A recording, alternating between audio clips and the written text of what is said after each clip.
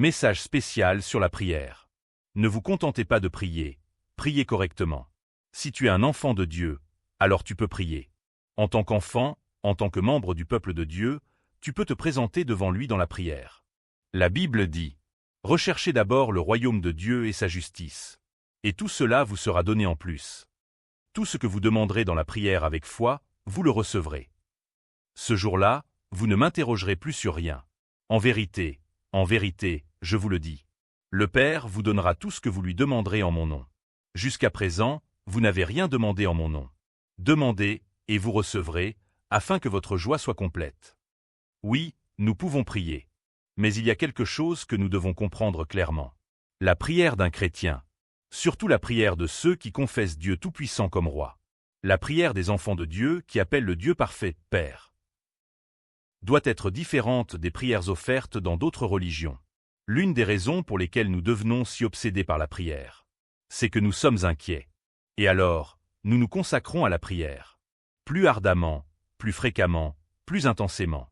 Mais c'est souvent parce que nous ne croyons pas réellement que Dieu est Dieu. Parce que nous ne savons pas qu'il est déjà avec nous. Même avant que nous commencions à prier. Parce que nous ne savons pas vraiment qui est Dieu. La véritable foi en Dieu naît d'une juste connaissance de Dieu. Et la vraie foi se manifeste dans un amour total pour Dieu. Si, au fond de ton cœur, tu crois qu'il faut prier plus fort, avec plus de passion, et de manière répétée, pour que Dieu t'écoute davantage. Ou si tu penses que Dieu ne connaît pas tes besoins, qu'il ne s'intéresse pas à tes désirs, et qu'il faut le convaincre par toute ta sincérité pour qu'il agisse, alors ta vision des choses n'est pas celle de la Bible. La Bible le déclare clairement. Dans vos prières, ne rabâchez pas des tas de paroles comme les païens. Ils s'imaginent qu'à force de paroles, ils seront exaucés. Ne leur ressemblez pas, car votre Père sait ce dont vous avez besoin avant que vous le lui demandiez. Ne vous inquiétez donc pas et ne dites pas « Que mangerons-nous » ou « Que boirons-nous » ou « Avec quoi nous habillerons-nous » Toutes ces choses, les païens les recherchent sans cesse. Or votre Père céleste sait que vous en avez besoin. Cherchez d'abord le royaume de Dieu et sa justice. Et tout cela vous sera donné en plus. Souvent, nous ne comprenons pas vraiment cela. Ou peut-être que nous comprenons, mais que nous ne le croyons pas. Et parce que nous ne le croyons pas, nous finissons par penser que la quantité de prière, ou l'intensité de notre dévotion, détermine le résultat. Mais il faut se poser la question honnêtement. Est-ce que Dieu est quelqu'un qui ne connaît notre situation? Qu'après que nous l'ayons expliqué en détail, crier à haute voix ou répéter sans cesse? Est-ce qu'il est ignorant ou indifférent? Jusqu'à ce qu'il entende notre voix désespérée. Et seulement après avoir perçu notre détresse, il prend enfin conscience de notre besoin. Et agit en fonction de l'intensité de nos cris? Si c'est ce genre de Dieu que nous imaginons, est-il vraiment le Dieu tout-puissant et omniscient que nous prétendons croire? Et si des prières ordinaires ne suffisent pas à le toucher? Si nous devons ébranler son trône par des offrandes spectaculaires, 40 jours de jeûne, des nuits entières de prière, et des retraites au plus profond des montagnes pour lui montrer notre sérieux, et que ce n'est qu'après tous ces efforts qu'il nous reconnaît enfin comme ses enfants, qu'il nous accepte enfin comme son peuple, et qu'il décide enfin d'agir, alors ce genre de Dieu existe peut-être dans une autre religion, ou peut-être dans l'image que tu t'es construite toi-même. Mais ce n'est pas le Dieu de la Bible. La Bible le déclare clairement. Votre Père sait de quoi vous avez besoin, avant même que vous le lui demandiez. Votre Père céleste sait que vous avez besoin de toutes ces choses. Dieu n'a pas besoin que nous détaillions chaque aspect de notre situation pour savoir ce que nous vivons. Si le Dieu en qui tu crois doit être secoué de son trône par tes prières, s'il faut le faire descendre de son siège pour qu'il vienne examiner ta situation, et qu'ensuite il décide d'agir ou non en fonction de ta sincérité ou de ton intensité, alors ce n'est pas le Dieu de la Bible. Notre Père, celui qui nous a choisis avant la fondation du monde, celui qui nous conduit selon son temps parfait et selon sa volonté, non seulement connaît nos besoins, mais il y pourvoit, à sa manière, au moment voulu, dans la prière chrétienne, avant même de demander quoi que ce soit. Nous devons d'abord savoir qui nous sommes, et nous devons savoir qui est celui qui écoute nos prières. C'est seulement alors que nous saurons quoi demander, quoi chercher, et à quelle porte frapper, pour nous-mêmes et pour les autres. Nous ne devons pas essayer de comprendre Dieu à travers des idées religieuses glanées ici ou là. Dieu doit être connu à travers sa parole. La parole par laquelle il s'est révélé lui-même. Selon les Écritures, ceux qui ont été rachetés par le sang expiatoire de Jésus-Christ sont déclarés à la fois serviteurs de Dieu et enfants de Dieu. Les Israélites sont à moi comme serviteurs. Ce sont mes serviteurs, que j'ai fait sortir du pays d'Égypte. Je suis le Seigneur, votre Dieu. Vous n'avez pas reçu un esprit qui vous rende esclaves et vous ramène à la peur. Mais vous avez reçu l'esprit qui fait de vous des fils adoptifs. Et c'est par cet esprit que nous crions « Abba, Père ». L'esprit lui-même témoigne avec notre esprit que nous sommes enfants de Dieu. Or, si nous sommes enfants, nous sommes aussi héritiers. Héritiers de Dieu et co-héritiers avec Christ. Si toutefois nous souffrons avec lui pour être aussi glorifiés avec lui. Désormais, ceux qui appartenaient autrefois au monde appartiennent à Dieu. Cela signifie que leur allégeance a changé. Leur identité spirituelle a changé. Et les valeurs qui façonnent leur vie ont aussi changé. Je suis le Seigneur qui vous a fait sortir d'Égypte pour être votre Dieu. Soyez donc saints, car je suis saint. Parle aux Israélites et dis-leur, je suis le Seigneur, votre Dieu. Vous ne ferez pas comme on fait en Égypte, où vous habitiez. Et vous ne ferez pas comme on fait au pays de Canaan, où je vous conduis. Vous ne suivrez pas leurs pratiques. Vous mettrez en pratique mes ordonnances. Et vous observerez mes lois pour y conformer votre conduite. Je suis le Seigneur, votre Dieu. Je suis le Seigneur, votre Dieu, qui vous ai fait sortir d'Égypte pour vous donner le pays de Canaan et pour être votre Dieu. Notre Père parfait, plus important que ce que nous demandons dans la prière. C'est qui nous sommes lorsque nous nous approchons de Dieu. Et plus important encore que la manière dont nous prions pour obtenir quelque chose. C'est de savoir qui est le Dieu qui entend notre prière. Quand nous venons à Dieu, nous ne devons pas nous approcher de lui sur la base de nos propres idées religieuses. Nous ne devons pas nous appuyer sur des imaginaires religieux ou des traditions humaines. Nous devons connaître le Dieu qui s'est révélé lui-même par les Écritures. Le Dieu qui s'est fait connaître par sa propre parole. Voici la traduction fidèle en français, dans un ton naturel, chaleureux et direct, adapté à une narration audio-masculine pour un sermon chrétien, sans ajout ni conclusion. Dieu est le seul et unique Dieu. Il est celui qui existe par lui-même. Celui qui connaît toutes choses. Et celui qui est présent partout. Il ne change pas. Il est éternel. Il est tout-puissant. Et ce tout-puissant est notre Père. Dieu seul est le Créateur. Dieu seul est le Tout-Puissant. Celui qui existe d'éternité en éternité. Mais ici, nous ne devons pas comprendre l'omnipotence de Dieu comme une simple capacité à tout faire. Si nous pensons de cette manière, nous finirons par exiger que tous nos désirs soient accomplis à notre manière. Comme si Dieu y était obligé. L'omnipotence de Dieu doit être comprise à la lumière de sa perfection. Même si ce n'est pas ce que nous attendions. Même si cela ne correspond pas à notre volonté. Tout ce que fait le Dieu Tout-Puissant est parfait. Le Dieu en qui nous croyons est ce Dieu parfait. Et la prière chrétienne repose sur ce Dieu parfait. Ainsi, pour le peuple de Dieu. Pour ceux qui croient en ce Dieu parfait. Même sans prononcer un mot dans la prière. Nous pouvons avoir confiance que le Dieu parfait en connaissance, en amour et en puissance prendra soin de ses enfants. C'est pourquoi ceux qui ont été sauvés comme le peuple de Dieu peuvent adorer et se réjouir en Dieu.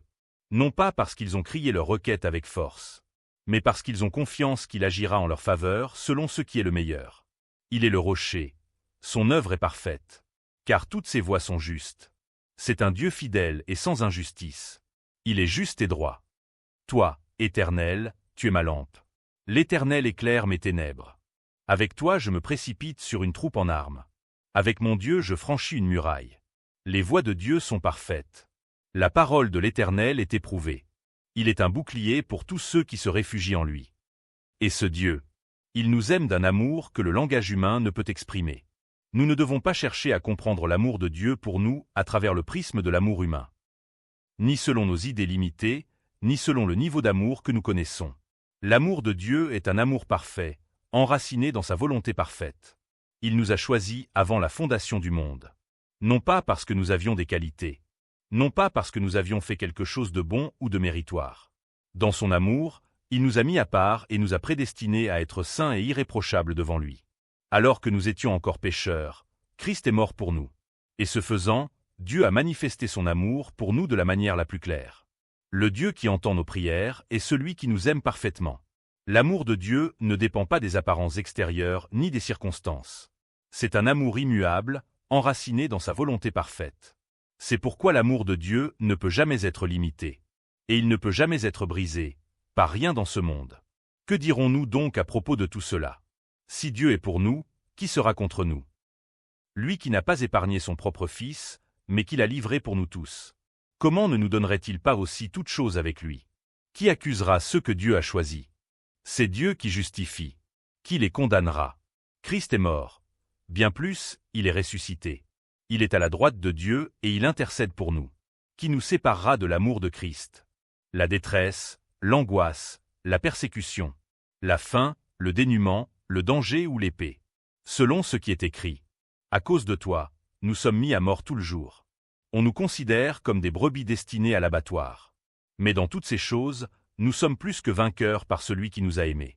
Car j'ai l'assurance que ni la mort ni la vie, ni les anges ni les dominations, ni le présent ni l'avenir, ni les puissances, ni la hauteur ni la profondeur, ni aucune autre créature, ne pourra nous séparer de l'amour de Dieu, manifesté en Jésus-Christ notre Seigneur. Et ce Dieu parfait, qui nous aime d'un amour profond, agit en notre faveur selon sa volonté parfaite. En réalité, la Bible déclare que Dieu marche devant nous, et qu'il marche avec nous.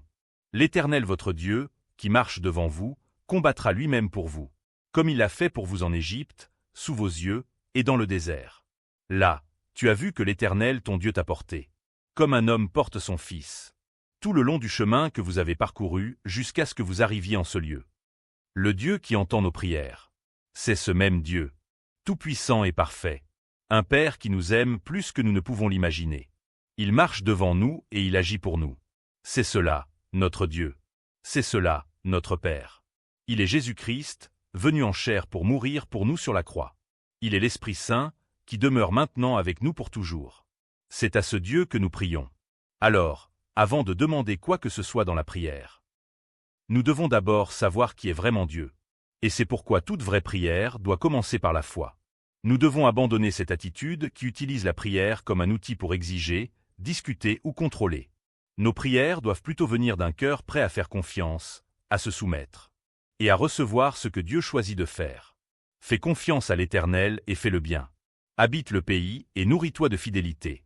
Fais de l'Éternel tes délices, et il te donnera ce que ton cœur désire. Recommande ton sort à l'Éternel. Mets ta confiance en lui, et il agira.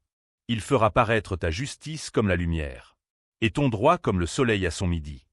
Confie-toi en l'Éternel de tout ton cœur, et ne t'appuie pas sur ta propre intelligence.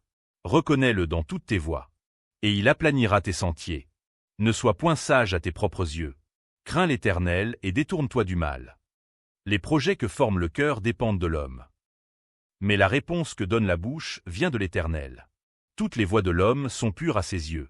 Mais celui qui pèse les esprits, c'est l'Éternel. Recommande à l'Éternel tes œuvres, et tes projets réussiront. Nous devons prier avec foi, sans douter le moins du monde. Celui qui doute est semblable à une vague de la mer, agitée et poussée par le vent. Demander avec foi ne signifie pas s'attendre à ce que Dieu exauce nos désirs exactement comme nous le souhaitons. Cela signifie faire confiance au Dieu à qui nous prions, croire qu'il est fidèle et qu'il nous guidera selon sa voie parfaite. Dans la perfection de Dieu réside un soin qui englobe déjà tout le parcours de son peuple. Choisi avant la fondation du monde, conduit jusqu'à l'éternité. Ainsi, son soin est toujours le soin le plus juste. Pas même un moineau ne tombe à terre sans la volonté du Père. Dieu veille sur nous au moment opportun, avec une mesure parfaite. Il ne manque rien dans les soins de Dieu envers ceux qui vivent en pèlerin sur le chemin du royaume éternel. C'est à ce Dieu que nous prions. C'est pourquoi Agour, dans ses proverbes, prie pour ce soin approprié et mesuré de la part de Dieu. Je te demande 2 choses, ô Éternel. Ne me les refuse pas avant que je meure. Éloigne de moi la fausseté et le mensonge. Ne me donne ni pauvreté ni richesse. Accorde-moi le pain qui m'est nécessaire. De peur qu'étant rassasié, je ne te renie et ne dise « Qui est l'Éternel ?» Ou qu'étant dans le besoin, je ne vole et ne profane le nom de mon Dieu. Voilà le type de prière qui doit devenir celle de tout chrétien. Les malentendus au sujet de la prière persévérante. Dans la Bible, il y a des récits qui pourraient donner l'impression que quelqu'un a reçu l'aide de Dieu parce qu'il a prié avec assez d'intensité. Un exemple est la prière de Josué, lorsque le soleil s'arrêta. Mais cela signifie-t-il que Dieu n'avait pas initialement l'intention de donner la victoire à Israël? Et qu'il n'a agi que parce que Josué a prié de manière désespérée et ardente? Et si nous prions avec ce même désespoir, Dieu arrêtera-t-il aussi le soleil pour nous? Même avec une simple réflexion logique, nous comprenons que ce n'est pas le cas. En plus de 2000 ans d'histoire chrétienne après la résurrection et l'ascension de Jésus-Christ, personne n'a jamais arrêté le soleil. Ce n'est pas parce que personne n'avait la foi de Josué, mais parce qu'il n'a plus jamais été nécessaire d'arrêter le soleil. Alors, comment devons-nous comprendre le fait que le soleil se soit arrêté en réponse à la prière de Josué? Dieu avait déjà promis la victoire lorsqu'il envoya Josué pour conduire le peuple d'Israël dans la conquête de Canaan. Et Josué est une préfiguration de Jésus-Christ. Par la conquête de Canaan, Dieu a accordé une victoire qu'aucune force ou capacité humaine ne pouvait produire. C'était un signe annonçant le voyage de foi vers le véritable Canaan, Jésus-Christ. Un chemin que seul Dieu peut accomplir. Il en va de même pour la prière d'Élie sur le mont Carmel. Élie était dans une situation critique. Et les prophètes de Baal criaient frénétiquement vers leur Dieu, se tailladant avec des épées et des lances jusqu'à ce que le sang coule. Mais ce n'est pas la pitié envers Élie qui a poussé Dieu à agir. La prière d'Élie était une simple supplication pour une restauration. Éternel, Dieu d'Abraham, d'Isaac et d'Israël, que l'on sache aujourd'hui que tu es Dieu en Israël, que je suis ton serviteur, et que j'ai fait toutes ces choses selon ton ordre. Réponds-moi, Éternel, réponds-moi, afin que ce peuple reconnaisse que c'est toi, Éternel, qui es Dieu, et que c'est toi qui ramènes leur cœur. Dieu avait déjà préparé la restauration de son peuple rebelle, et il a utilisé Élie pour se révéler. Nous devons donc comprendre clairement ceci. Ce n'est pas la prière d'Élie qui a changé l'esprit de Dieu. Il en est de même pour les prières du roi Ézéchia. Sa prière pour être délivré de l'armée assyrienne. Et sa prière pour être guéri d'une maladie mortelle. Quand Ézéchia demanda un signe de guérison, le signe fut que l'ombre projetée par le soleil reculerait de 10 degrés. Mais là encore, même d'un point de vue raisonnable. Il est clair que ce n'est pas la prière d'Ézéchia qui a provoqué la délivrance de l'Assyrie ou sa guérison. Avant qu'Ézéchia ne prie, il n'avait pas de fils. Le fils qui lui est né après la prolongation de sa vie fut Manassé. Cela s'explique par le fait que la vie d'Ézéchia a été prolongée de 15 ans, et qu'au moment de sa mort, Manassé, son fils, avait 12 ans lorsqu'il devint roi. Même si Manassé est considéré comme le symbole même du roi impie, c'est par lui que la généalogie de Jésus-Christ devait se poursuivre. Ainsi, même après que Dieu ait délivré Israël de la Syrie, et même après avoir guéri Ézéchia de sa maladie mortelle, l'Écriture témoigne. Par le chemin par lequel il est venu, il repartira. Il n'entrera pas dans cette ville, déclare l'Éternel. Je protégerai cette ville et je la sauverai, à cause de moi et à cause de mon serviteur David. J'ajouterai 15 années à ta vie. Je te délivrerai, toi et cette ville, de la main du roi d'Assyrie. Je protégerai cette ville à cause de moi et à cause de mon serviteur David. Ces versets ne signifient pas que Dieu a changé d'avis et conçu un nouveau plan en réponse à la prière d'Ézéchia. Ils montrent que Dieu avait déjà préparé ce qu'il allait faire, pour l'amour de son nom. Un autre récit souvent cité à propos de la prière persévérante est la déclaration d'Esther. Et si je dois périr, je périrai. Bien que le livre d'Esther ne dise pas explicitement qu'Esther a prié, seulement qu'elle et le peuple ont jeûné. Beaucoup comprennent cela comme un jeûne accompagné de prière, et cela mérite d'être examiné. Encore une fois, la direction de notre prière est essentielle. Tout comme Dieu a conduit son peuple hors d'Égypte vers Canaan, nous devons aussi nous diriger vers Jésus-Christ, le véritable Canaan. Si notre direction est inversée, si elle s'éloigne du Christ pour se tourner vers le monde, alors même. Le livre d'Esther se déroule après la chute des royaumes du Nord et du Sud, à l'époque du retour des exilés. Par Esdras, le temple est reconstruit. Par Néhémie, les murailles et les portes de la ville sont restaurées. Cela symbolise la vie d'un peuple mis à part, vivant avec Jésus-Christ comme le véritable temple au milieu d'eux. Autrement dit, Dieu appelait son peuple à vivre comme ceux qui lui appartiennent, et non plus au monde. Et il les conduisait à travers l'événement de la résurrection. C'est pourquoi nous ne devons pas interpréter le jeûne d'Esther comme un cas où quelque chose n'était pas la volonté de Dieu, mais où, par son jeûne et son action, elle aurait changé le cours des choses. En réalité, bien avant le chapitre 4, le fil de la résolution était déjà tissé dans le récit. À la fin du chapitre 2, nous lisons que Mardochée a dénoncé un complot contre le roi. Un événement qui deviendra plus tard le point de bascule de toute l'histoire. Et dès le chapitre 1, la reine Vashti est destituée de sa position. Un moment qui ouvre la voie pour qu'Esther devienne reine. Tout cela montre que le plan parfait de Dieu et son œuvre étaient déjà en mouvement. Il faut que ce soit clair. Dieu n'a pas soudainement pris conscience de la situation. Et il n'a pas improvisé une solution en voyant qu'Esther décidait enfin d'agir. La prière de Salomon lors de la dédicace du temple n'échappe pas à cette règle. Cela ne signifie pas que Dieu exaucera automatiquement toute requête simplement parce que la prière est faite dans le temple ou en sa direction. Cette prière révèle la justice de Dieu qui devait un jour s'accomplir en Jésus-Christ, le véritable temple à venir, l'œuvre rédemptrice que Dieu lui-même allait accomplir. Nous devons prêter une attention particulière aux paroles de Jésus. Lorsque Pilate lui dit « Tu refuses de me parler? Ne sais-tu pas que j'ai le pouvoir de te relâcher ou de te crucifier ?» Jésus répondit « Tu n'aurais aucun pouvoir sur moi s'il ne t'avait été donné d'en haut. » C'est cela, le point essentiel. Nous devons reconnaître clairement qui est le véritable acteur de l'histoire, qui détient l'autorité sur tous les événements. C'est Dieu. C'est Dieu qui agit, et nous sommes ceux qui participons à ce qu'il est déjà en train d'accomplir. Nous ne déplaçons pas Dieu. Nous ne contrôlons pas Dieu. Et nous ne le pouvons pas. Dieu, qui est déjà parfait, agit selon sa volonté bonne et parfaite. Nos prières ne font pas bouger Dieu. Oui, nous pouvons prier. Oui, nous pouvons lui présenter nos désirs. Nous pouvons jeûner. Nous pouvons veiller toute la nuit. Mais le résultat et le processus doivent être entièrement remis entre les mains de Dieu. Nous ne devons jamais venir avec nos prières comme une liste d'exigences, en dictant à Dieu le moment et la manière dont il devrait répondre. Agir ainsi, c'est chercher à changer le sujet de la prière, et cela est une grave erreur. Lorsque nous prions sans un cœur prêt à obéir au résultat, lorsque nous insistons pour que notre volonté s'accomplisse et refusons de céder, ce genre de prière, cet esprit exigeant, n'est pas bon. Il est mauvais. Après avoir commis l'adultère avec Bathsheba et fait tuer son fidèle mari Uri, David pria avec insistance lorsque l'enfant né de cette union tomba gravement malade.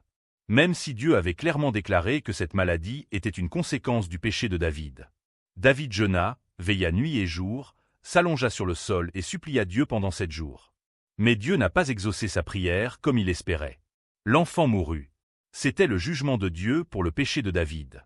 Et c'était une épreuve que David devait affronter. Mais ce qui est vraiment important dans ce récit, c'est que David accepta le résultat. Il se releva, se lava, s'enduisa de parfum, changea de vêtements, et entra dans la maison de l'Éternel pour adorer. Et il dit, « Puis-je le faire revenir? J'irai vers lui, mais lui ne reviendra pas vers moi. » Voilà le point central. Oui, nous pouvons prier. Oui, nous pouvons jeûner. Oui, nous pouvons crier toute la nuit. Mais nos prières, en tant qu'enfants de Dieu, doivent être une ouverture sincère de notre cœur à notre Père. Elles ne doivent pas devenir des exigences obstinées, ni des protestations nocturnes. Malentendu sur la prière persévérante. L'un des passages clés souvent évoqués concernant la prière persévérante est la parabole que Jésus raconte dans l'Évangile de Luc. Pour enseigner à ses disciples qu'ils devaient toujours prier sans se décourager, Jésus raconte l'histoire d'une veuve, symbole d'impuissance, et d'un juge, décrit comme quelqu'un qui ne craignait pas Dieu et ne respectait personne. Dans la parabole, ce juge injuste finit par rendre justice à la veuve. Non par amour pour la justice, mais parce qu'elle ne cessait de venir et finissait par l'importuner. Alors, certains en tirent cette leçon. Si nous embêtons Dieu suffisamment, il finira par nous donner ce que nous voulons. Mais ce n'est pas ce que cette parabole enseigne. Le véritable message est le suivant. Quel est le droit, la justice, que le peuple de Dieu est censé rechercher? Si ce droit est quelque chose qui appartient à ce monde, quelque chose de temporaire, de terrestre, alors nous lisons mal l'Écriture. Le vrai droit que le peuple de Dieu doit rechercher, c'est le royaume de Dieu. Et ainsi, le peuple de Dieu doit crier sans cesse, implorant et priant pour la venue de ce royaume, soupirant après cette patrie éternelle, car c'est là que réside notre véritable espérance. Malentendu sur la prière d'intercession. Les chrétiens se disent souvent les uns aux autres, « S'il te plaît, prie pour moi » ou « Intercède pour moi ». Mais pour être bibliquement précis, celui qui intercède véritablement, celui qui peut se tenir comme intercesseur, c'est uniquement Jésus-Christ, qui est Dieu. Jésus-Christ, en tant que Dieu, est venu sur cette terre pour accomplir la volonté du Père. Lui seul est celui qui unit le Dieu saint à l'humanité pécheresse. Et pourtant, ce que nous devons bien comprendre, c'est ceci. Même Jésus n'a pas changé la volonté de Dieu. Jésus, le véritable médiateur, n'est pas venu pour ajuster ou renverser le plan de Dieu par la prière. Ce n'est pas que Dieu avait prévu de détruire son peuple et qu'il a changé d'avis parce que Jésus a prié. Dès le commencement, Jésus est venu dans l'obéissance à la volonté du Père, pour accomplir son dessein, qui était de sauver le peuple de Dieu, pécheur. Jésus a dit, « Si Dieu était votre Père, vous m'aimeriez, car c'est de Dieu que je suis sorti et que je viens. Je ne suis pas venu de moi-même, mais c'est lui qui m'a envoyé. » Car je suis descendu du ciel pour faire, non pas ma volonté, mais la volonté de celui qui m'a envoyé. Je ne peux rien faire de moi-même. Je juge selon ce que j'entends, et mon jugement est juste, parce que je ne cherche pas ma volonté, mais la volonté de celui qui m'a envoyé. Ce que je dis, je ne le dis pas de moi-même. Mais le Père, qui m'a envoyé, m'a prescrit lui-même ce que je dois dire et annoncer. Ne crois-tu pas que je suis dans le Père, et que le Père est en moi? Les paroles que je vous dis, je ne les dis pas de moi-même. Le Père qui demeure en moi, c'est lui qui fait ses œuvres. Mon enseignement n'est pas de moi, mais de celui qui m'a envoyé. Nous devons être parfaitement clairs à ce sujet. Même Jésus-Christ, qui est Dieu et l'unique médiateur entre Dieu et son peuple, n'est pas venu pour changer la volonté du Père, mais pour l'accomplir. Dieu a donné l'Esprit à Jésus sans mesure afin qu'il proclame la parole de Dieu. Et tout comme Jésus a vécu dans une obéissance totale à la volonté du Père, nous devons, nous aussi, conformer notre vie à cette même volonté. Nos prières ne sont pas là pour réveiller Dieu, comme s'il n'était pas au courant de notre situation ou de notre condition. Elles ne sont pas là non plus pour lui proposer un meilleur plan, comme si nous avions quelque chose à lui suggérer ou à lui conseiller. Le Dieu que nous appelons Père est le Tout-Puissant, celui qui a créé les cieux et la terre. Il est celui qui existe de toute éternité et pour l'éternité. Celui qui nous a choisis et mis à part avant même notre naissance, avant même la création du monde. Et alors que nous étions encore pécheurs, il nous a manifesté son immense amour, en se donnant lui-même pour nous. Dieu nous a choisis en Christ avant la création du monde. Et il nous a aimés, afin que nous soyons saints et irréprochables devant lui. Mais quand Dieu, qui m'avait mis à part dès le sein de ma mère, et qui m'a appelé par sa grâce, a trouvé bon de révéler en moi son Fils, afin que je l'annonce parmi les païens. Mais Dieu prouve son amour envers nous en ceci. Alors que nous étions encore des pécheurs, Christ est mort pour nous. C'est ce Dieu que nous croyons. Il nous connaît parfaitement. Il nous aime profondément. Il prend soin de nous de manière parfaite. Il est notre Père tout-puissant, plein d'amour, immuable dans sa nature. Nous tous aussi, nous vivions autrefois comme eux, obéissant aux désirs de notre nature humaine. Et nous accomplissions les volontés de la chair et de nos pensées. Nous étions, par notre condition même, destinés à la colère comme les autres. Mais Dieu, qui est riche en miséricorde, à cause du grand amour dont il nous a aimés, nous a rendus à la vie avec Christ, alors même que nous étions morts par nos fautes. C'est par grâce que vous êtes sauvés. Et pourtant, en lisant les Écritures, il y a des moments où il semble que la volonté de Dieu change à cause de la prière humaine. Un de ces moments se trouve dans Exode 32. Quand les Israélites, après avoir été délivrés d'Égypte, se fabriquent un veau d'or et se prosternent devant lui. Alors le Seigneur dit, « J'ai vu ce peuple, et voici, c'est un peuple au cou raide. Maintenant, laisse-moi faire. Ma colère va s'enflammer contre eux, et je vais les détruire. Mais je ferai de toi une grande nation. » Mais Moïse implora le Seigneur, son Dieu. « Seigneur, pourquoi ta colère s'enflammerait-elle contre ton peuple, que tu as fait sortir du pays d'Égypte avec une grande puissance et une main forte? Pourquoi les Égyptiens diraient-ils, c'est avec de mauvaises intentions qu'il les a fait sortir, pour les faire mourir dans les montagnes et les faire disparaître de la surface de la terre? Reviens de l'ardeur de ta colère, renonce au mal que tu veux faire à ton peuple. Souviens-toi de tes serviteurs Abraham, Isaac et Israël, à qui tu as juré par toi-même. Je multiplierai votre descendance comme les étoiles du ciel. Et je donnerai à vos descendants tout ce pays dont j'ai parlé, et ils le posséderont à jamais.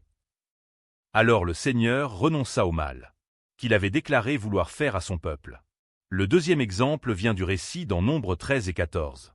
Lorsque 12 représentants furent envoyés pour explorer le pays de Canaan. À leur retour, 10 d'entre eux firent un rapport rempli d'incrédulité. Seuls Josué et Caleb eurent confiance en la promesse de Dieu. Mais le peuple, saisi de peur, murmura contre le Seigneur, et parla même de retourner en Égypte. Alors le Seigneur dit à Moïse, « Jusqu'à quand ce peuple me méprisera-t-il? Jusqu'à quand refusera-t-il de croire en moi, malgré tous les signes que j'ai accomplis au milieu d'eux? Je vais le frapper par la peste et l'exterminer. Mais je ferai de toi une nation plus grande et plus puissante que lui. » Moïse répondit au Seigneur, « Les Égyptiens l'apprendront. Tu as fait sortir ce peuple du milieu d'eux par ta puissance. Et ils en parleront aux habitants de ce pays.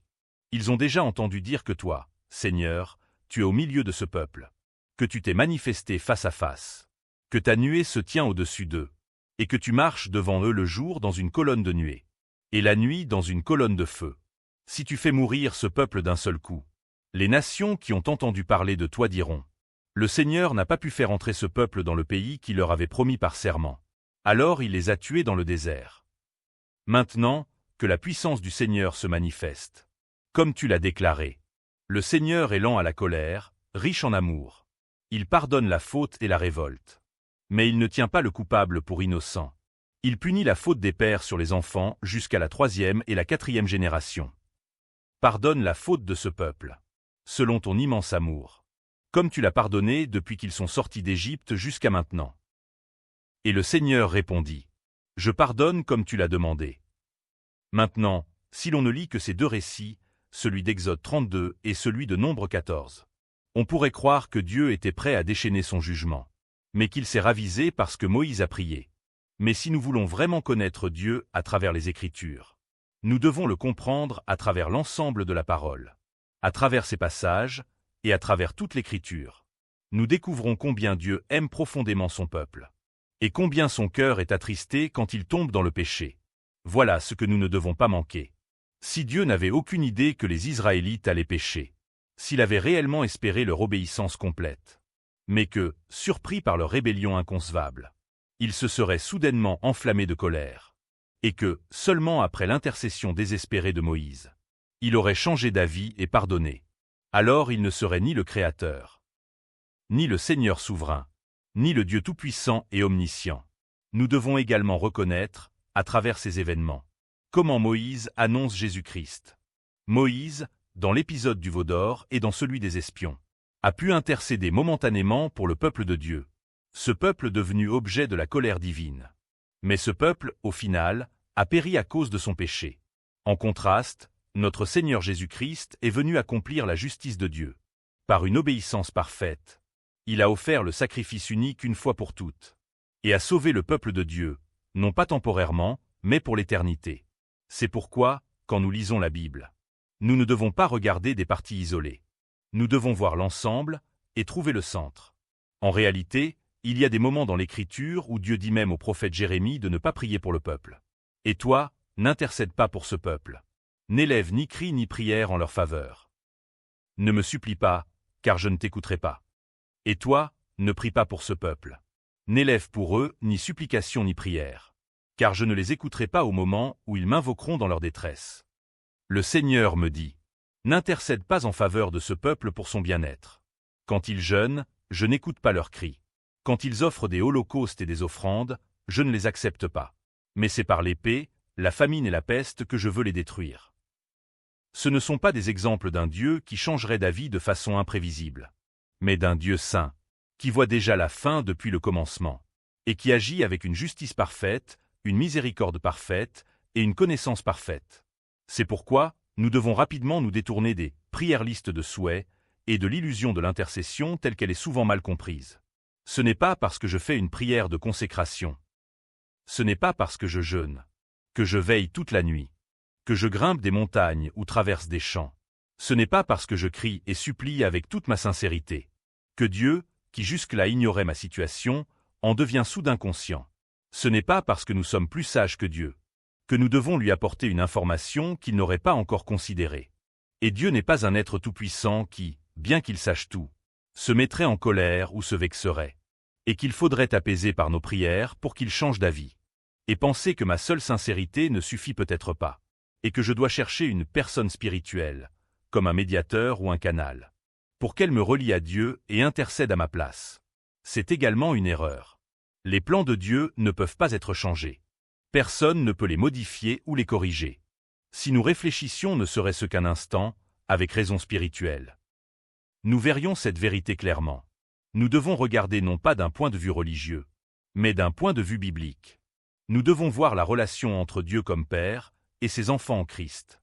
Ce Père ne prépare pas quelque chose de bon pour ses enfants avec un grand désir et de bonnes intentions, pour ensuite se retrouver impuissant à l'accomplir. Et il ne change pas d'avis, comme s'il avait eu un cœur à un moment, puis qu'il l'avait perdu en chemin. Le Seigneur Tout-Puissant a juré: oui, ce que j'ai décidé arrivera. Ce que j'ai résolu s'accomplira. Voilà le plan arrêté contre toute la terre. Voilà la main étendue sur toutes les nations. Le Seigneur des armées l'a décidé. Qui s'y opposera? Sa main est étendue. Qui la détournera? Tout don excellent et tout cadeau parfait viennent d'en haut, du Père des Lumières, en qui il n'y a ni changement ni ombre de variation. C'est pourquoi nos prières doivent être ancrées dans cette vérité. Que notre Père, le Dieu Tout-Puissant, nous conduira dans la direction la plus bonne et parfaite pour nos vies. Ainsi, notre prière devrait être que nous marchions dans l'obéissance à sa direction et à sa voix. Non pas en insistant sur notre propre volonté, mais en recevant et en nous soumettant à la volonté de Dieu.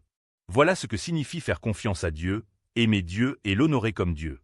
Pour celui qui n'est pas encore en Christ, la seule prière complète et appropriée est qu'il devienne enfant de Dieu.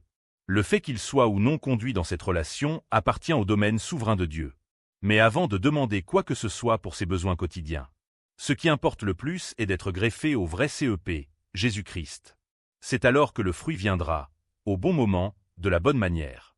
De même, lorsque nous prions pour des croyants, la prière d'intercession ne doit pas commencer par les besoins quotidiens, mais par la prière que, comme enfant de Dieu, il marche selon sa volonté, fasse ce qui lui plaît, et vive en communion intime avec lui.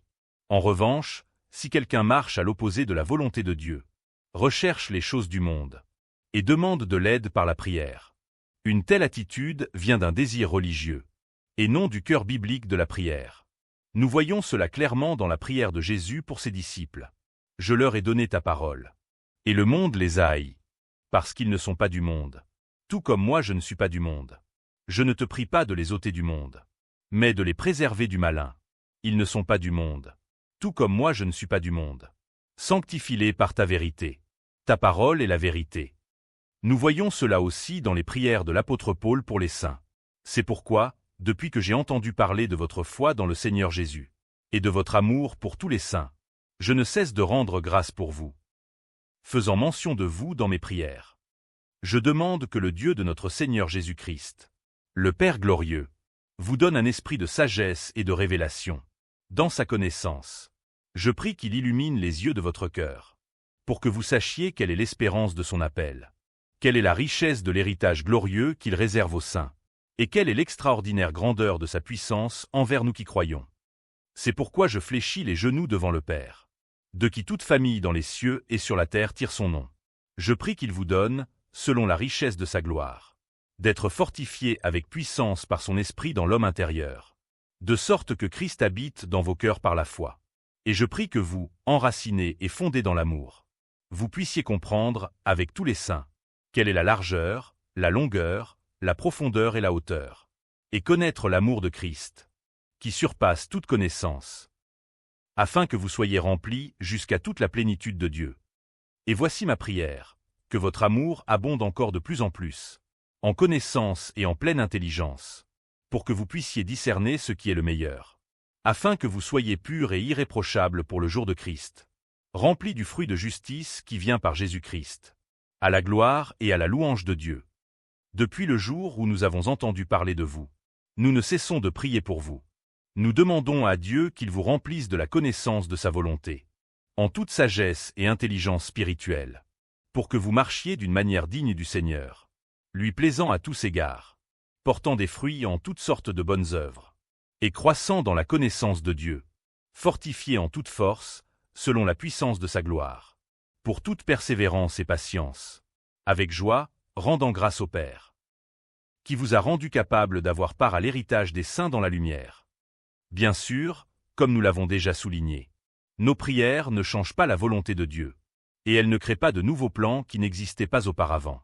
Et pourtant, si nous nous demandons ce que nous devons vraiment demander pour les autres, il n'y a rien de plus grand que cela. Devrions-nous prier ou non? À ce stade, une question peut surgir dans nos cœurs. Si Dieu est si parfait, s'il nous aime, nous guide et veille sur nous d'avance, est-ce que nos prières comptent vraiment? Oui, c'est vrai. La prière qui n'est qu'une liste de souhaits est insensée. Pensez que si nous demandons avec assez de force, assez de bruit ou assez d'insistance, Dieu finira par écouter et agir. Cette idée ne vient pas de l'Évangile, mais d'une vision païenne, chamanique, simplement habillée en vêtements religieux. Le Dieu en qui nous croyons n'est pas du même ordre que les divinités des nations. Il est totalement différent dans sa nature. Et donc nos prières doivent être entièrement différentes aussi. La raison pour laquelle nous sommes appelés à prier avec ferveur, avec persévérance, sans cesse, même en jeûnant et en veillant la nuit. Ce n'est pas pour accomplir nos propres désirs dans cette vie. C'est pour qu'en tant qu'enfants de Dieu, nous apprenions à renoncer à nous-mêmes et à vivre selon sa volonté. Si vraiment nous demeurons dans la bonté de Dieu, alors nous pouvons marcher en toute confiance, croyant qu'il nous conduira dans la voie la plus parfaite et bonne. Mais cela ne veut pas dire que nous devons tomber dans le fatalisme. Puisque Dieu fait tout, je peux vivre comme je veux. Ce n'est pas du tout ce que cela signifie. Alors, que devons-nous prier? Jusqu'à présent, nous avons vu en quoi la prière chrétienne est différente. Des prières, listes de souhaits, des autres religions, et des supplications confuses et exigeantes des incroyants. Nous avons aussi vu que la prière chrétienne, la prière qui convient à ceux qui sont enfants de Dieu, est enracinée dans une vraie relation avec Dieu. Nous avons vu que l'amour de Dieu est inchangeable et parfait, non fondé sur nos actions, mais sur sa propre grande miséricorde. Alors nous devons commencer par ceci. Demander ce que Dieu a déjà révélé dans sa parole, ce qu'il désire pour nous, et comment il veut que ses enfants vivent. Si nous ne nous intéressons pas à la volonté de Dieu, et que nous prions seulement selon nos propres désirs, l'Écriture nous dit clairement que même si nous demandons, nous ne recevrons pas. D'où viennent les conflits et les querelles parmi vous? N'est-ce pas de vos passions qui combattent en vous? Vous désirez, et vous ne possédez pas. Alors vous tuez. Vous êtes jaloux, et vous n'obtenez rien. Alors vous vous battez et faites la guerre. Vous ne possédez pas, parce que vous ne demandez pas. Vous demandez, et vous ne recevez pas. Parce que vous demandez mal. Dans le but de satisfaire vos passions. Premièrement, nous devons prier pour la restauration. Dieu nous aime plus profondément que ce que des mots humains pourraient exprimer. Mais lorsque nous ne restons pas en relation juste avec lui, lorsque nous lui tournons le dos, poursuivons des idoles, et nous faisons roi de nos propres vies, notre relation avec Dieu se brise. Et dans cette rupture, Dieu n'écoute pas nos prières. Il se tait. Vous êtes revenus et vous avez pleuré devant le Seigneur, mais il n'a pas écouté votre voix et ne vous a pas prêté l'oreille. Alors Saül consulta Dieu. Dois-je descendre à la poursuite des Philistins? Mais Dieu ne lui répondit pas ce jour-là. Il interrogea l'Éternel, mais l'Éternel ne lui répondit ni par des songes, ni par l'Urim, ni par les prophètes. Si j'avais gardé l'iniquité dans mon cœur, le Seigneur ne m'aurait pas écouté. Non, la main de l'Éternel n'est pas trop courte pour sauver, ni son oreille trop dure pour entendre. Mais ce sont vos fautes qui mettent une séparation entre vous et votre Dieu. Ce sont vos péchés qui vous cachent sa face et l'empêchent de vous écouter.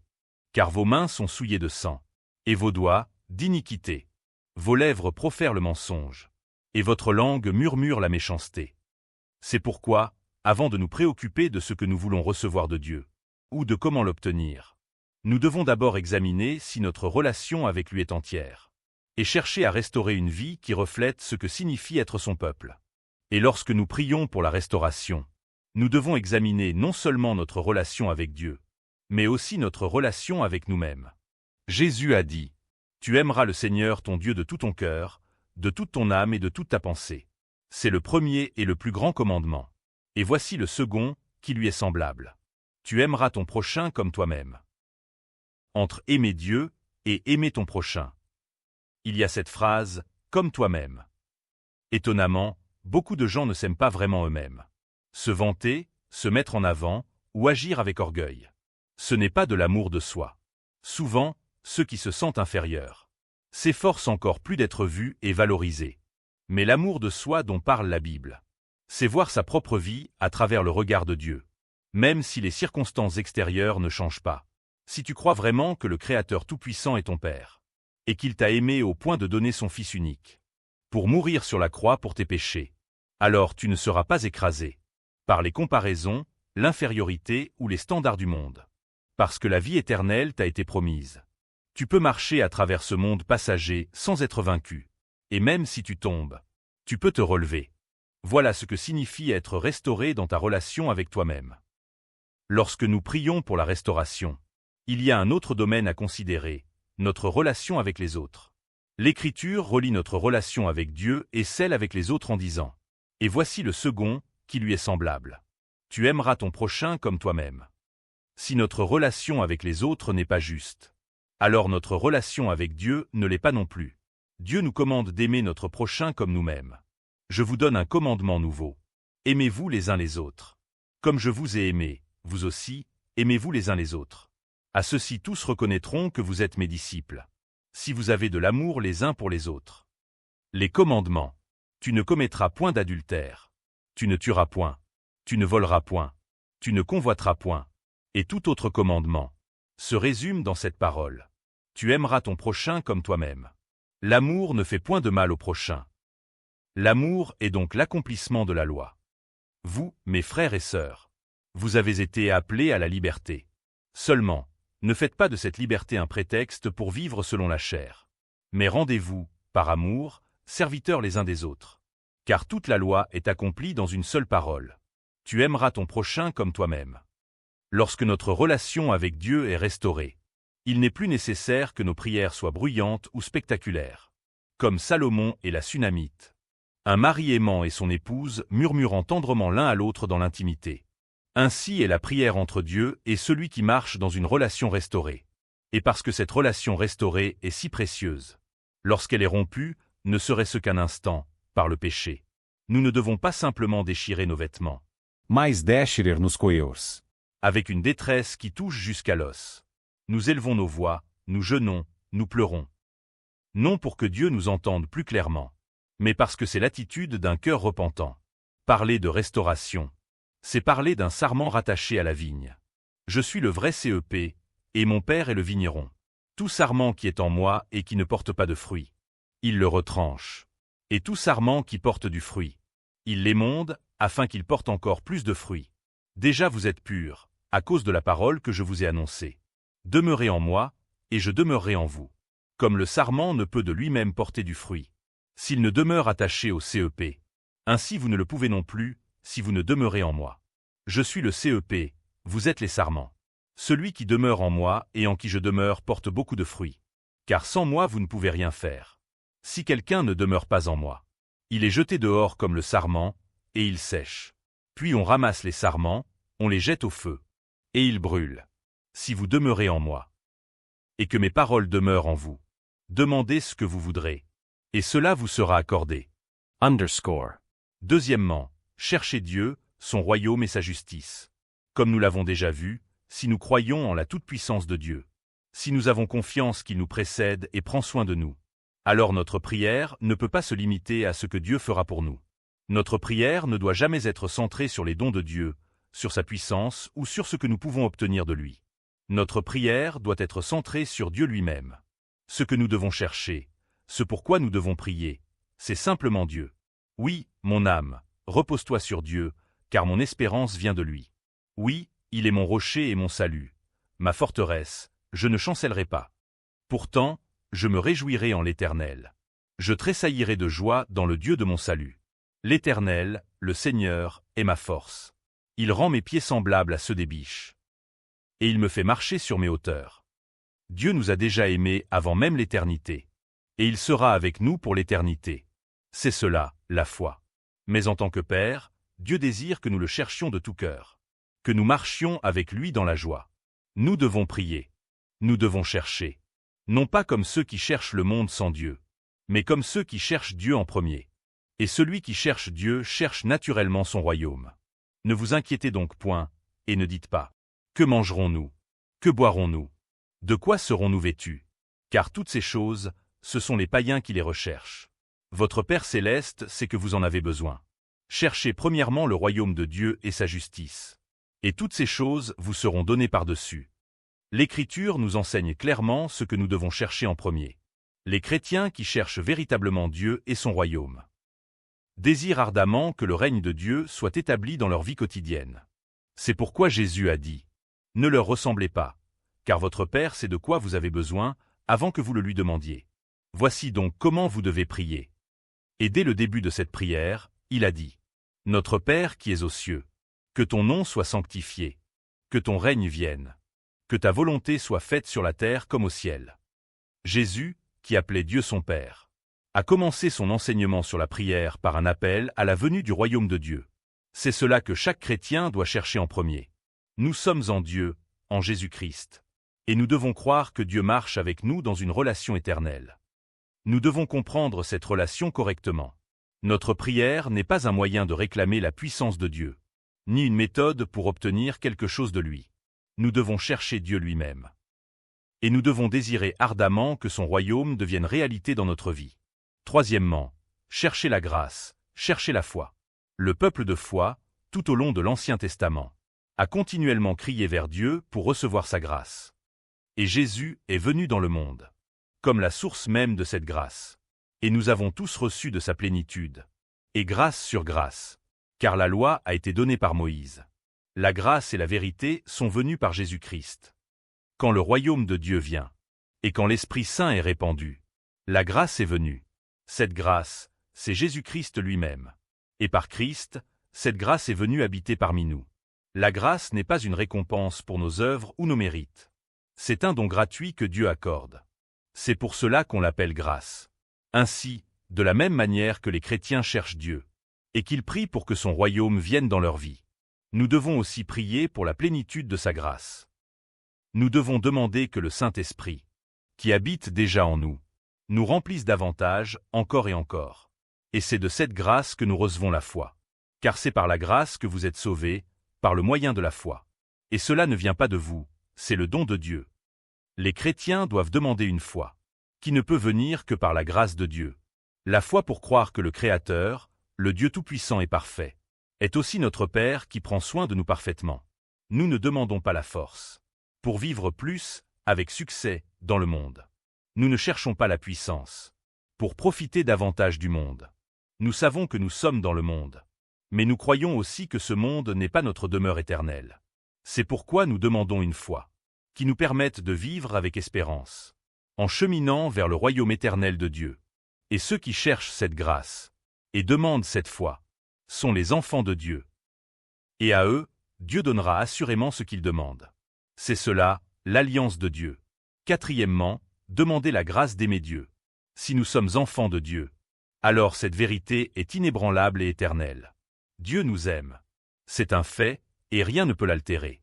En réalité, toute la Bible est un témoignage de l'amour profond que Dieu a pour nous, même si les pensées du cœur de l'homme ne tendent chaque jour qu'au mal. Pourtant, Dieu nous a choisis selon sa volonté bonne et parfaite. Il a fait de nous ses enfants, et il nous a révélé combien il nous aime. L'Éternel, ton Dieu, est au milieu de toi, comme un héros qui sauve. Il fera de toi sa plus grande joie. Il gardera le silence dans son amour.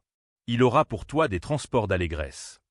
Même quand le peuple de Dieu fut jugé et détruit à cause de ses péchés, Dieu n'a jamais cessé de proclamer son amour. Et lorsque les temps furent accomplis, Dieu a accompli son amour en envoyant son Fils unique, une déclaration divine. Voici combien je vous aime. Dieu lui-même est venu, établissant son royaume, alors que nous suivions autrefois les voies de ce monde, vivant selon les désirs de notre chair, par nature des enfants de colère, morts dans nos fautes et nos péchés. Dieu, riche en miséricorde, nous a rendus vivants avec Christ. Pourquoi? À cause du grand amour dont il nous a aimés. Cet amour a été proclamé avant même la fondation du monde. Et dans cet amour, Dieu a commencé son plan de salut. Cet amour ne change pas en fonction de notre comportement. Oui, lorsqu'un enfant pêche, le Père discipline par amour. Mais il ne retire pas à l'enfant son identité. Tout ce que Dieu fait pour nous commence dans l'amour et s'accomplit dans l'amour. Ainsi, nous aussi devons aimer Dieu. Et nous devons demander la grâce de l'aimer. C'est un commandement de Dieu. Mais ce n'est pas quelque chose que nous pouvons accomplir par nos propres forces. Tu aimeras l'Éternel, ton Dieu, de tout ton cœur, de toute ton âme, et de toute ta force. Et maintenant, Israël, que demande de toi l'Éternel, ton Dieu, sinon que tu craignes l'Éternel, ton Dieu, afin de marcher dans toutes ses voies, de l'aimer, de servir l'Éternel, ton Dieu, de tout ton cœur et de toute ton âme, et d'observer ses commandements et ses lois, que je te prescris aujourd'hui, pour ton bien. Jezus dit. Tu aimeras le Seigneur, ton Dieu, de tout ton cœur, de toute ton âme, et de toute ta pensée. C'est le premier et le plus grand des commandements. Même si nous avons reçu le salut, par la justice de Dieu, et par la grâce expiatoire de Jésus-Christ, nous demeurons pécheurs, et nous ne pouvons pas aimer Dieu de tout notre être. Par notre propre volonté, nous devons demander l'amour pour l'aimer. Nous avons été déclarés justes. Mais nous restons, par nature, objets de colère. Et dans cette faiblesse, Nous ne pouvons véritablement aimer Dieu que si le Saint-Esprit nous remplit, que si la grâce de Dieu est déversée sur nous. Ce n'est que lorsque sa grâce vient que nous pouvons recevoir son amour.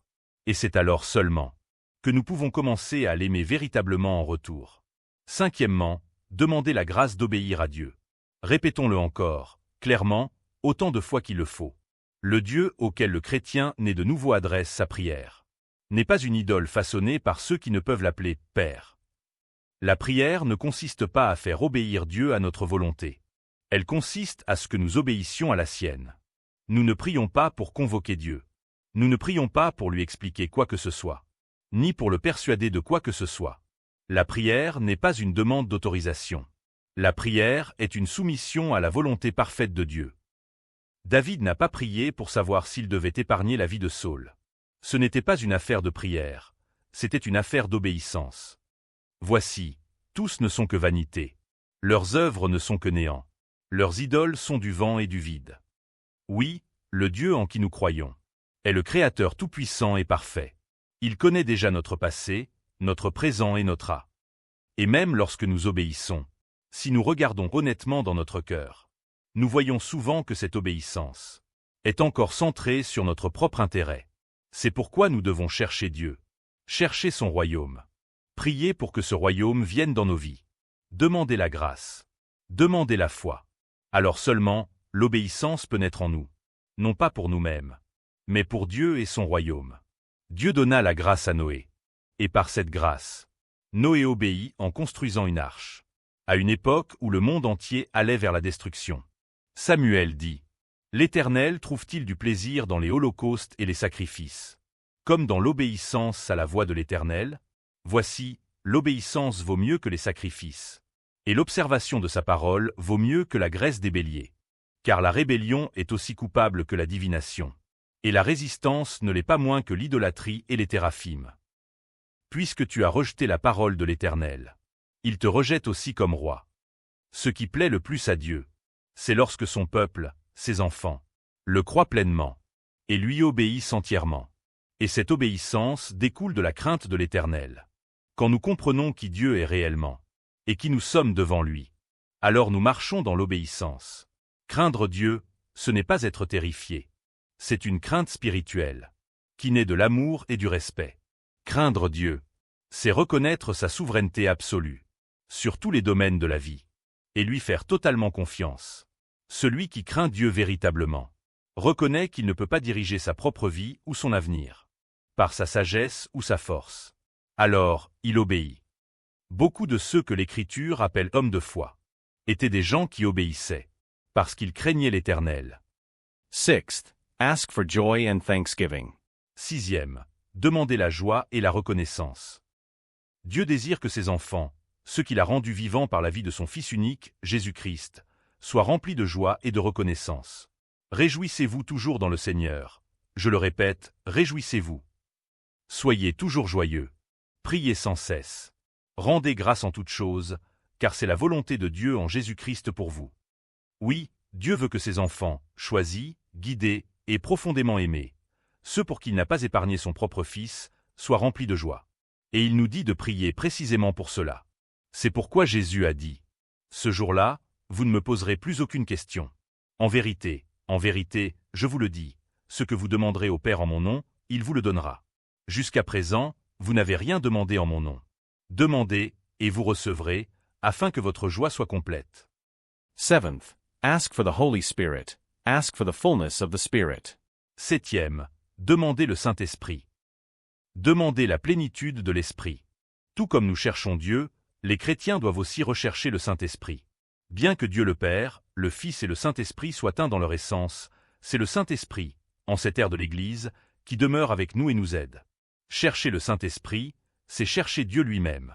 Mais cela ne signifie pas que l'Esprit est distant ou qu'il n'est pas déjà en nous. L'Esprit, envoyé par le Fils, demeure déjà en nous, même sans que nous l'ayons demandé. Mais nous devons prier pour que le Saint-Esprit agisse plus pleinement en nous, pour que nous lui cédions davantage nos vies. Peu importe les mots que nous utilisons, cherchez le Père, cherchez son royaume. Priez pour que son règne vienne. Demandez la grâce, demandez la foi.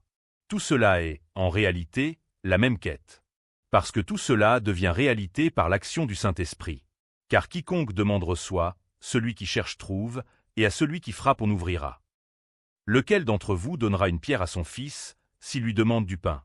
Ou un serpent, s'il lui demande un poisson? Si donc, méchants comme vous l'êtes, vous savez donner de bonnes choses à vos enfants, combien plus le Père Céleste donnera-t-il le Saint-Esprit à ceux qui le lui demandent? Selon cette parole, ce que nous devons chercher, demander, frapper pour obtenir. Ce que Dieu donne assurément à ceux qui le lui demandent, c'est le Saint-Esprit. À ceux que Dieu a choisis, lorsqu'ils cherchent l'Esprit, Dieu le leur donnera assurément. Cela signifie qu'il les conduira dans une vie gouvernée par l'Esprit, une vie guidée par l'Esprit, une vie remplie de la plénitude de l'Esprit. Après sa résurrection, Jésus parla du royaume de Dieu. Puis, avant de monter au ciel, il déclara « Et moi, je suis avec vous tous les jours, jusqu'à la fin du monde. » Et c'est le Saint-Esprit qui l'a envoyé. L'Esprit est celui qui est envoyé par le Père, celui envoyé par le Fils. Le véritable Esprit de Dieu est l'Esprit du Christ. Oui, l'Écriture dit ceci. De même aussi l'Esprit nous aide dans notre faiblesse, car nous ne savons pas ce qu'il convient de demander dans nos prières. Mais l'Esprit lui-même intercède par des soupirs inexprimables. Et celui qui sonde les cœurs connaît la pensée de l'Esprit, parce que c'est selon Dieu qu'il intercède en faveur des saints. Alors, nous devons chercher l'Esprit, ce Dieu qui est le Saint-Esprit. Nous devons prier pour que l'Esprit remplisse plus complètement notre vie. À ceux qui ne recherchent pas les désirs terrestres, mais aspirent au royaume de Dieu et à une vie qui le reflète. Ceux qui cherchent ardemment la plénitude du Saint-Esprit. Dieu promet de donner exactement cela. Alors, demandons. Par-dessus tout, recherchons le Saint-Esprit. 8th, ask that the word be life to you. 8e, demandez que la parole devienne vie en vous. De même que la nourriture est essentielle à la vie physique, la nourriture spirituelle est absolument nécessaire à l'âme. Et pourtant, beaucoup des enfants de Dieu considèrent la Bible comme trop difficile, la tiennent à distance, ou manquent de zèle pour mieux connaître Dieu à travers sa parole. Ils essaient plutôt de remplacer la vie spirituelle par des œuvres ou des dons, comme si cela suffisait à vivre en tant qu'enfant de Dieu. Mais ils ne comprennent pas que lire et étudier la parole est un commandement de Dieu. Ils la traitent comme une simple activité religieuse. Quand il montera sur le trône de son royaume, il écrira pour lui, dans un livre, une copie de cette loi, prise dans celle des prêtres lévitiques. Elle sera avec lui, et il la lira tous les jours de sa vie, afin qu'il apprenne à craindre l'Éternel, son Dieu, à observer toutes les paroles de cette loi et ses prescriptions, et qu'il ne s'élève pas au-dessus de ses frères. Ainsi, il prolongera ses jours dans son royaume, lui et ses fils. Beaucoup croient être vivants, parce que leur corps fonctionne encore, alors qu'ils meurent de faim spirituellement. C'est l'un des pièges les plus subtils de Satan. Ils disent ne pas avoir le temps de lire ou d'étudier la Bible, ou qu'ils le feront quand ils en auront envie. Mais cela révèle un problème plus profond. Cela montre à quel point le péché règne encore en nous. Depuis ton enfance, tu connais les saintes Écritures, qui peuvent te rendre sage en vue du salut par la foi en Jésus-Christ. Toute Écriture est inspirée de Dieu, et utile pour enseigner, pour convaincre, pour corriger, pour instruire dans la justice, afin que l'homme de Dieu soit accompli et propre à toute bonne œuvre. Car la parole de Dieu est vivante et efficace, plus tranchante qu'aucune épée à double tranchant. Elle pénètre jusqu'à la division de l'âme et de l'esprit, des jointures et des moelles. Elle juge les sentiments et les pensées du cœur. La Bible est la parole de Dieu. Celui qui invoque Dieu dans la prière doit connaître la parole, car c'est sa voix. Et ce n'est qu'à travers la parole que nous pouvons vraiment connaître Dieu. Mais certains ne croient pas que la Bible est vivante. Ils la traitent à la légère. Ils pensent que ce n'est qu'un livre parmi d'autres, un livre religieux, un peu complexe, qu'on lit à l'église. Ils ne s'en approchent pas. Mais tout cela vient d'un manque de connaissance, de foi et d'amour envers celui qui parle à travers l'Écriture, Dieu lui-même, le Saint-Esprit qui l'a inspiré, et Jésus-Christ, qui en est le centre. Alors nous devons prier. À cause de notre nature pécheresse, nous ne pouvons pas nous approcher correctement de la parole par nous-mêmes. Nous avons besoin de grâce.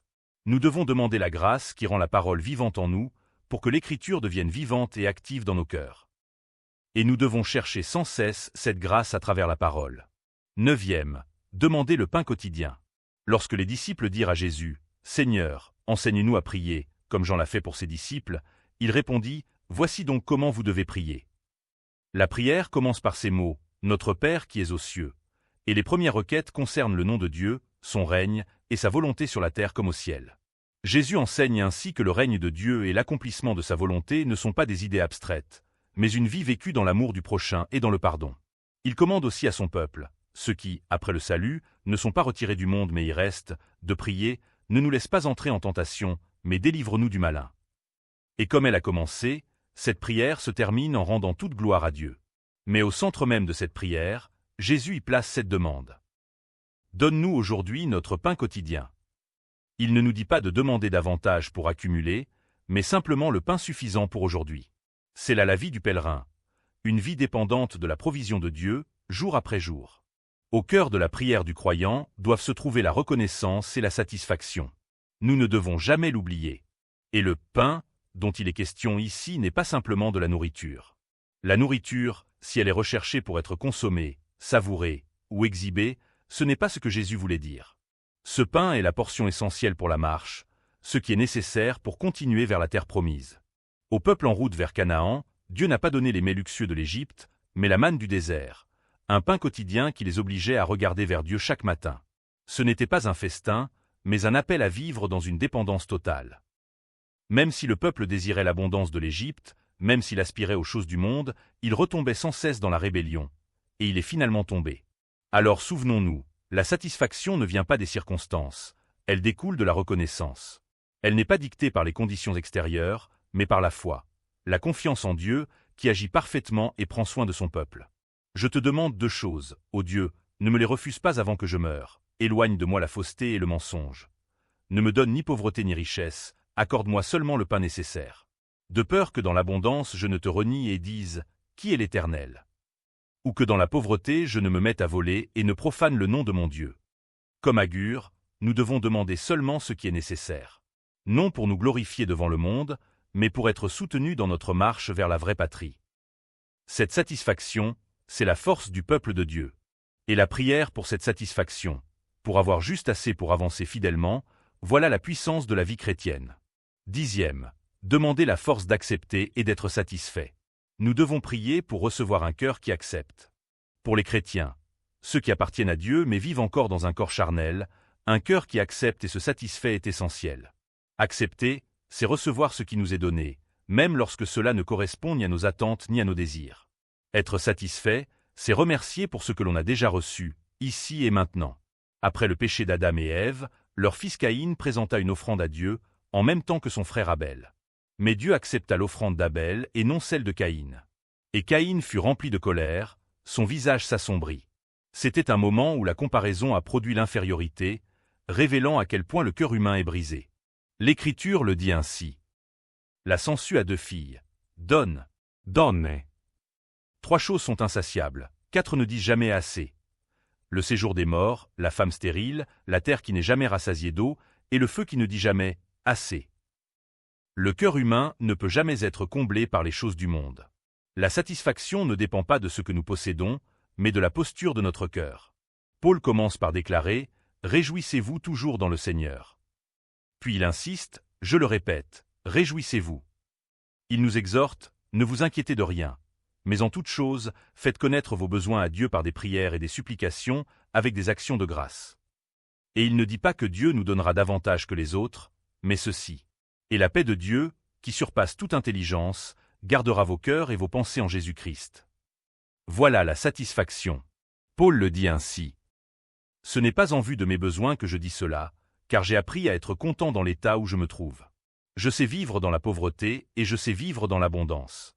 En tout et partout j'ai appris à être rassasié comme à avoir faim, à être dans l'abondance comme à être dans le besoin. Je puis tout par celui qui me fortifie. Parmi ceux dont l'intelligence est corrompue, qui ont perdu la vérité, et qui considèrent la piété comme un moyen de profit personnel, il n'y a que conflit et tension. Mais l'Écriture déclare, la piété avec le contentement est un grand gain. Nous n'avons rien apporté en ce monde, et nous n'en emporterons rien. Ainsi, si nous avons la nourriture et le vêtement, contentons-nous de cela. Ceux qui veulent s'enrichir tombent dans la tentation, dans un piège, dans des désirs insensés et nuisibles qui plongent les hommes dans la ruine et la perdition. Car l'amour de l'argent est la racine de tous les maux. Certains, en le convoitant, se sont détournés de la foi et se sont infligés bien des douleurs. Alors prions, que nous puissions recevoir ce que Dieu permet, remercier pour ce que nous avons, et marcher dans la satisfaction en nous appuyant entièrement sur celui qui nous donne la force. N'aimez pas l'argent, mais contentez-vous de ce que vous avez. Car Dieu lui-même a dit, « Je ne te délaisserai pas, ni ne t'abandonnerai. » Nous devons comprendre clairement que lorsque Paul dit « Je puis tout par celui qui me fortifie », il ne dit pas « Je peux accomplir tout ce que je désire ». Il rend témoignage à la puissance du contentement. Sans la force que Dieu donne, nous ne pouvons jamais être véritablement satisfaits. Nous devons demander à Dieu ce contentement. La prière n'est pas seulement des paroles. La prière est une vie vécue. La prière est le chemin d'un pécheur, appelé à devenir enfant de Dieu après Adam et Ève, qui vit chaque jour dans la repentance et l'obéissance, et qui revient sans cesse vers le Père. La prière, ce n'est pas parler beaucoup, c'est vivre comme un enfant de Dieu.